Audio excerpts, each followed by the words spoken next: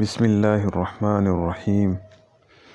نبی کریم صلی اللہ علیہ وسلم نے وہ کون سی دعا سکھائی تھی کہ اسلام پر استقامت نصیب ہو؟ وہ دعا یہ ہے: اللہم احفظنی بالاسلام قائما واحفظنی بالاسلام قاعدا واحفظنی بالاسلام راقدا ولا تشمت بی عدوا ولا حاسد۔ دوبارہ پڑھتے ہیں ترجمے کے ساتھ: اللہم احفظنی بالاسلام قائما، یا اللہ میری حفاظت فرما اسلام کے ساتھ کھڑے ہونے کی حالت میں۔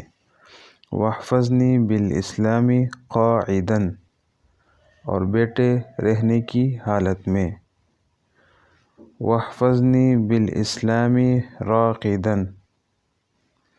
اور سونے کی حالت میں۔ ولا تشمت بی عدوا ولا حاسد، اور دشمنوں کو اور حسد کرنے والوں کو مجھ پر ہنسنے کا موقع نہ دیجیے۔ صدق اللہ العظیم۔